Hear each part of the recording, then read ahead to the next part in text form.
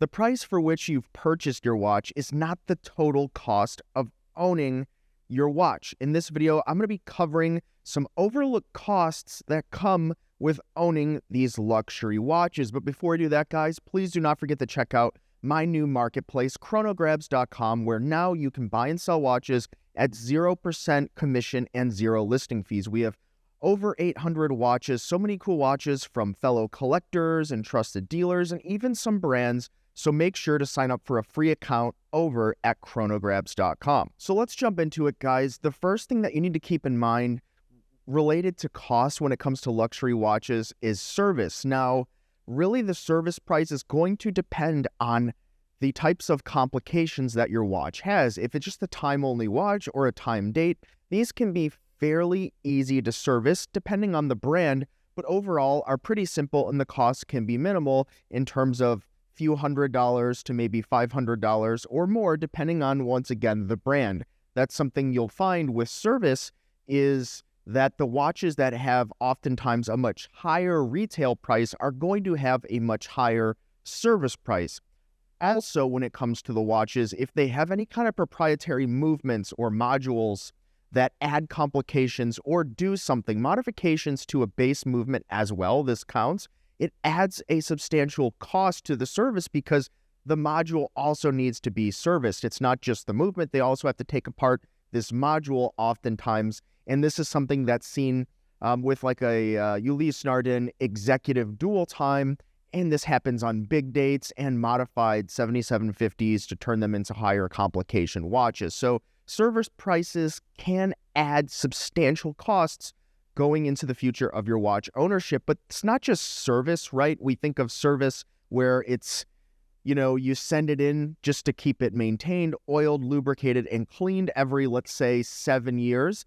But also this is repairs, especially when you get into these complications, perpetual calendars, annual calendars, even chronographs, right? These, let's not even talk about tourbillons or anything of the sort, but these complications oftentimes do just break. It's important to keep in mind with these complications, it's pulling power from what would have otherwise been used to keep the watch ticking to run these complications. These complications are not all the time timekeeping based, right? There are complications like, for example, an alarm, something like a Tudor Advisor or a Cricket from Vulcain. These pull power from the movement, and that's going to put added wear and tear and stress, which could lead to repairs, which are different than service. And when something breaks, right, it's different than just maintaining because now that part has to be produced from somewhere. You have to find the part, it has to be procured by the watchmaker or the repair center,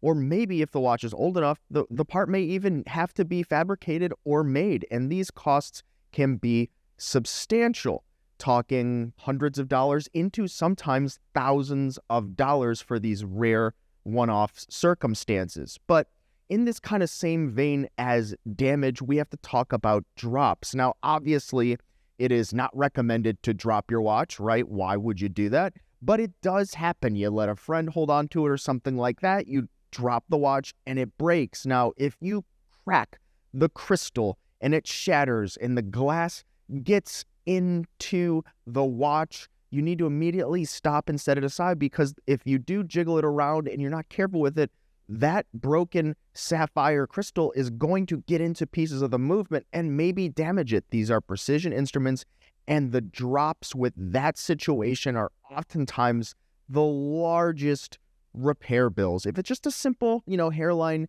crack or something like that, no problem. You can get your crystal replaced. But if it breaks and gets into the movement, that's a big problem. And these things can add up to potentially over $1,000 when it comes to fixing a watch with this problem. Now, of course, we need to talk about depreciation. Now, personally for myself, and what I recommend to friends is to buy the watch right. I almost never recommend buying a watch at retail price unless you have to have it. It's your choice. I'm not telling you what to do, but you do need to consider depreciation. And for most brands, you walk out the door, you're immediately losing at least 40%. You're at least losing the margin of buying the watch at retail from where the authorized dealer purchased the watch from the brand or distributor, and oftentimes you're losing even more, upwards of maybe even 80% of the retail price. So I always recommend actually to buy the watch right, wait a little bit longer, and look for the price that you want to come up, because at some point it might, as long as you're being reasonable and you've done your homework. But one thing is for sure, if you're dealing in watches for a long time, or collecting rather, depreciation is a thing that happens, especially if you buy a newer watch that is mass produced. Now that takes us into replacement straps. Now this is becoming more of a consideration with all of the brands that are selling watches that require proprietary straps. Richemont is very well known for doing this now.